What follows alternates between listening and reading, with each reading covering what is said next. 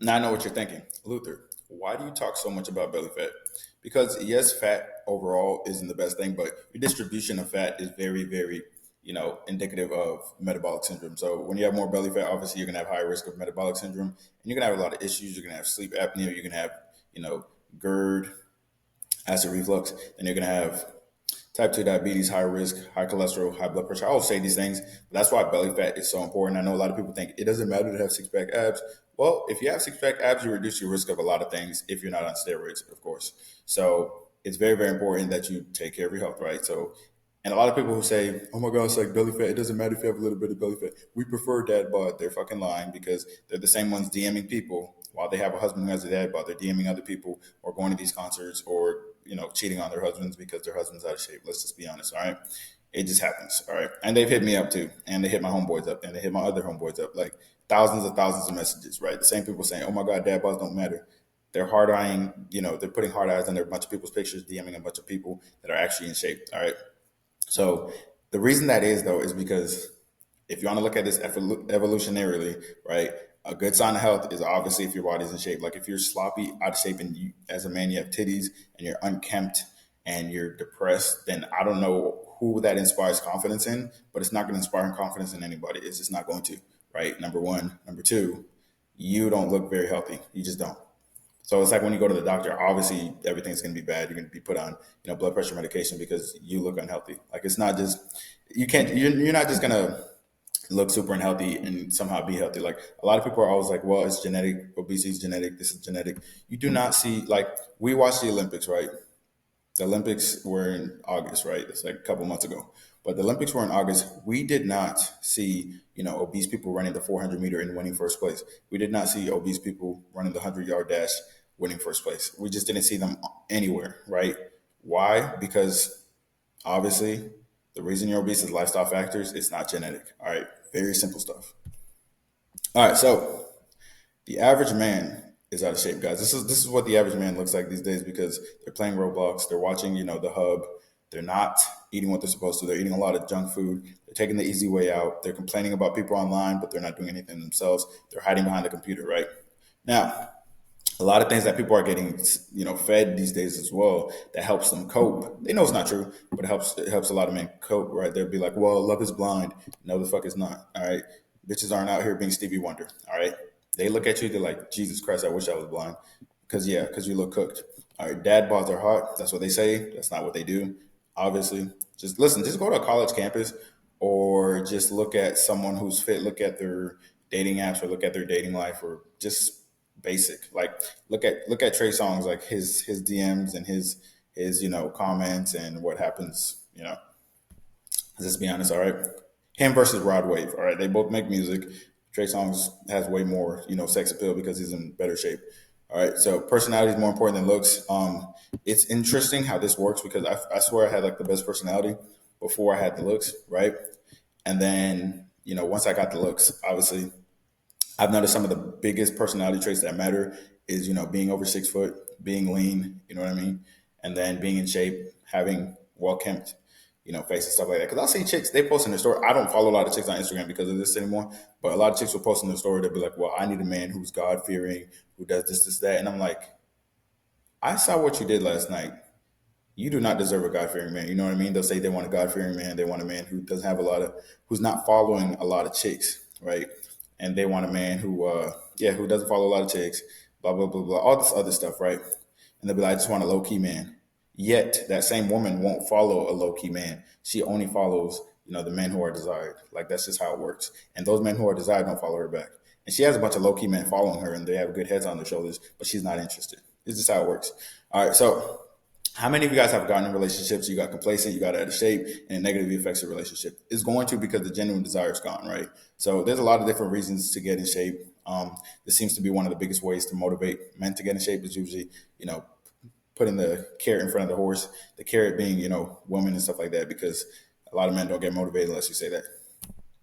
Now, here's another thing that people have. They have a lack of awareness regarding nutrition. And one of the dumbest excuses I hear is, oh my God, like I had to eat out. You don't understand. Eating on the go is hard. Eating on the go is fucking easier because you don't have to make the food yourself.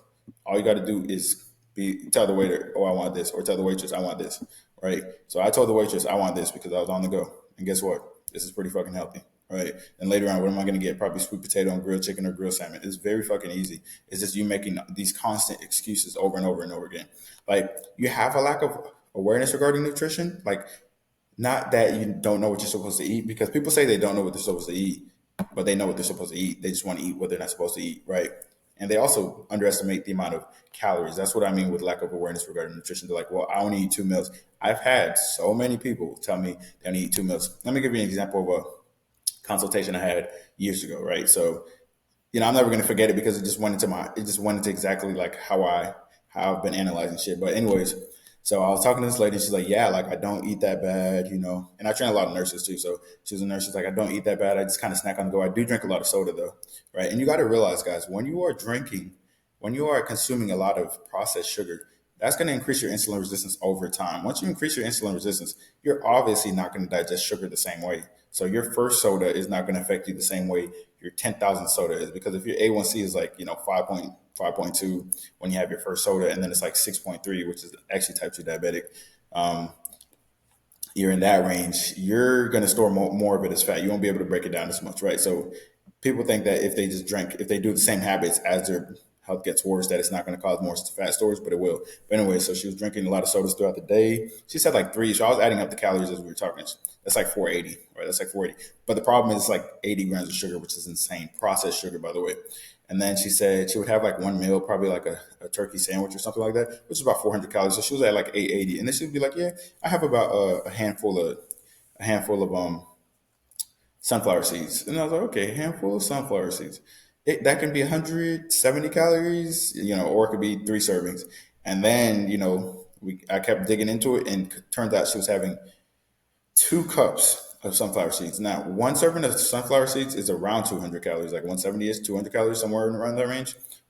And that's 1/4 of a cup. So 1 cup of that's 800. So if you have 2 cups, that's 1,600 calories, and that's like 100 something grams of fat, right? So she's getting very, very low protein, very high fats, and very high sugars. And she didn't have that awareness. Since she was snacking and it wasn't really filling her up that much, because it's just nuts, right? I mean, it's just sunflower seeds. It wasn't really filling her up that much. She assumed that, her calories were low. And a lot of you guys do that. You guys over snack and you guys don't realize how many calories are in it. And you're like, yeah, I've just been snacking all day. Just because something doesn't fill you up doesn't mean it's not high in calories. Just because you're eating chips, you're eating candy, which does not fill you up because there's no fiber in it, no nutritional value. Just because it doesn't fill you up doesn't mean that it has a little bit of calories. It actually has a lot of calories and it adds up. Same thing with fried chicken, right? Because a lot of us, when we start eating healthy, like when I switch people over to, eating more clean, more whole foods, they'll eat a sweet potato, they'll eat steak, and they'll be like, yeah, I can't eat this much. I never eat this much. It's like, no, you've never ate anything with this much fiber and nutrients in it. The calories are low as shit. They're way lower than you've ever eaten before. Like one small sweet potato is like 103 calories, guys. And then or 4 ounce sweet potato, 5 ounce sweet potato is like 100 calories, and then 6 ounces of steak, that's like 400 calories. That's 500 calories plus some broccoli on the side, or some green beans on the side. So that fills you up. That's a lot of fiber, right? And they're like, oh my god, I never ate this much before. This is too much food. And it's like this is less calories than your snacks used to be. All right. So there's a difference between volume and actual calories. And people don't seem to know that. They think that if something is high volume, it's high calories, and if something is low volume, it's low calories. That's the issue, because a lot of junk food is low volume, right? Honey buns are pretty low volume. It's like, I had a honey bun. I know that's not the healthiest, but I mean, it's not that bad. Yes, it is. It's a lot of processed sugar in there, and it's literally a lot of fat too. And sugar is the issue. Sugar is what causes inflammation. Like in my nutrition, I don't have a lot of sugar. Yes, I'll have an apple and some berries and stuff like that, some yogurt, but the sugar is just not high. And I notice, the least inflammation there, the less bloating when my sugar intake isn't that high. And if my sugar is only from natural foods, not processed foods, there's a huge difference. All right, lack of self accountability, guys. A lot of people have a lack of self accountability. So obviously, when I was here, I ate a lot of McDonald's, ate a lot of bullshit, and I was blaming everybody else but myself. And until you realize that you're the problem, you won't realize that you can be the solution. So that was the issue with me. I wasn't realizing I was the problem. I was like, well, it's definitely this food right here. Like, they shouldn't put this McDonald's right here. What the hell does them putting the McDonald's there have to do with me? I was going into the line. Like, it took me a while, but then I started realizing, I'm like, yo, I'm the one controlling the wheel of this car. Like, I turned in here. I even made a U-turn to turn into McDonald's. And then I went through the drive through. I spoke the order into existence, and then I paid for it, right? I'm paying to eat unhealthy. I'm paying to harm my health. Like that's what I'm doing, right? No one else is doing it for me. There's no one around. I looked around, nobody around. It was literally just me. Nobody was watching me. It was me. So I was the one doing that. So once I realized, I was like, yo, I can't be doing this and expect, I can't expect to get leaner. I got to start operating how I would at my goal self, right? That's where that accountability comes in. I got to start operating how I would if I look like this, right? So that's what I started doing. I started operating like I look like this. So when I looked at McDonald's, I was like, wait, my goal self wouldn't even care about McDonald's. He'd make his own food at home. So I started making my own breakfast at home. You know what I'm saying? Like, and it's pretty easy to, drop calories when you're making your breakfast at home.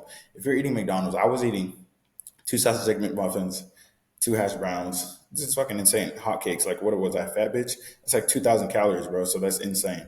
And sometimes a frappuccino is 3,000 calories. So once you make food at home, you make three whole eggs, three egg whites, two English muffins, and some turkey sausage at home. That's like 500. That's like 600 calories, and it sounds like more, right? It fills you up just the same. All right. So another thing is like you guys don't realize that you guys are doing these things, right? Like you have one hunger pang and you quit your diet. You're like, yeah, I'm dying. I shouldn't do this. No, you are not dying. You're literally chilling. It's not that big of a deal. All right. It's really, really not that big of a deal, guys. It's not that big of a deal.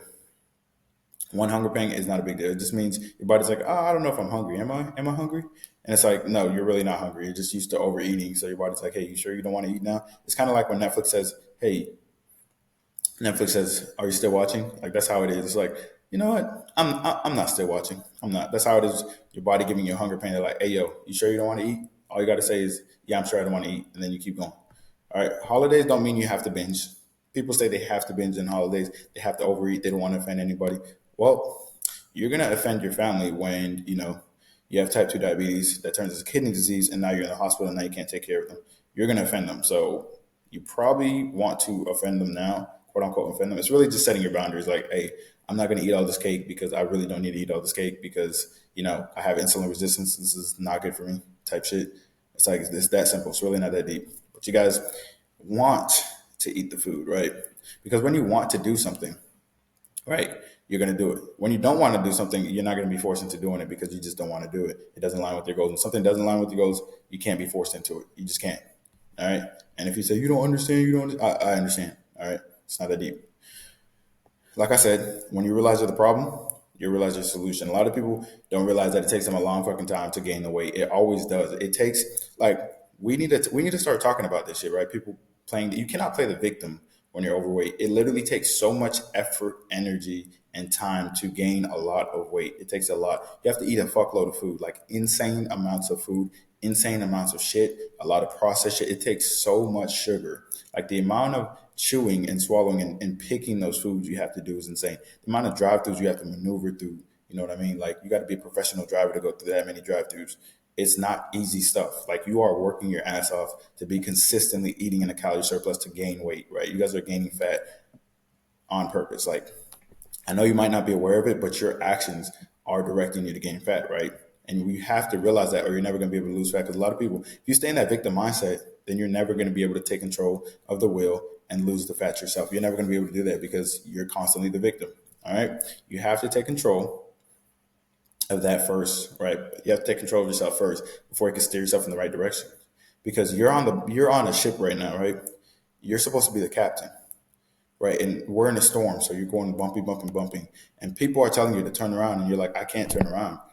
I don't have control of the ship. Yes, you do. Put your hands on the ship, turn that bitch around. All right. Period.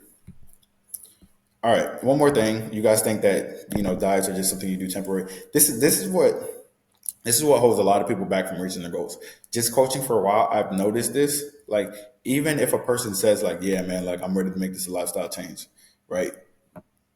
The deciding factor of whether they make it a lifestyle change or not is always like once they get, 2 weeks in, you know what I mean? Because it's like you get 2 weeks in, you get a little bit of results. You get enough results to know that, okay, if I stay at this pace, long term and I make this lifestyle change, I could see really good results in 6 months because it does take about 6 months to see really, really good results. Now you'll see 3 months, 4 months sometimes. Like a lot of my clients will see 3, 4 months, things like that. But like to really get solidified results and like actually make it a habit, 6 months is a good amount of time to like see decent results and have, good habits. So once people get 2 weeks in, they're like, man, I just kind of want to go back for that margarita, or I just want to I just want to eat crumble cookie with the wife, or I just want to eat pizza with the wife. Man, me and my boys, we got to go get wings. Like, that's going to be the deciding moment, whether you revert back to your old habits or not. Once you say no to your old habits and you continue to go on the path because you know it's better for you, it's better for your health, and you know that you're already on a lot of medication because you've been not treating your health, not prioritizing your health, that's going to be the deciding factor, right? A lot of people are like, man, I just want to do this, I'm doing this for life, but they really just want to do it for 4 weeks and then go back to their old habits, which doesn't make any sense. It's like driving to your destination and then making a U-turn and driving away, but you never went inside. You see what I'm saying? Like, that's what it's like. It's just dumb as shit. All right. Like, it takes time to get to your goals, but then during the process of getting to your goals, what's going to happen is you're going to become the person that can maintain those goals. That's what the goal is. All right. Too many of you guys, all right, too many of you guys, you literally just undereat and then binge, or you want to do it for a short period of time. So you're like, okay, let me do 7 hours of cardio a day. Just some crazy shit. I've seen people do like 2 hours of cardio a day for 3 weeks straight, and then they starve themselves for those 3 weeks doing keto. Obviously, you're gonna lose a lot of weight, but you're gonna look like shit. You're gonna look depleted. You're gonna lose a lot of muscle, and then they're like, yeah, man, I quit. I didn't look how I wanted to. Yeah, of course you didn't. You didn't put any fucking work in. Like, just because you're working hard, it doesn't mean you're working smart. You're actually working dumb as hell. If you're doing keto and overdoing cardio, you're working dumb as hell. You're working against the grain. You just are. It's just not gonna last. All right. Weekends and holidays, I already addressed the shit. What the fuck is this? I already addressed the shit.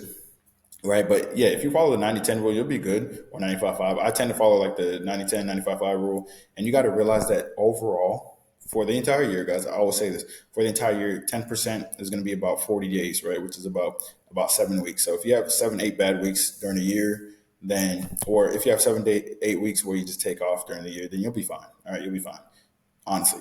And then if you're doing like a 4 month cut, if you take like 1 month off or 1 month eating at maintenance or something like that, on paper you'll be fine. But the problem is that majority of you guys start your journeys halfway through the year or 3 quarters of the year, through, and it's like if you start your journey in September, that's the ninth month, right?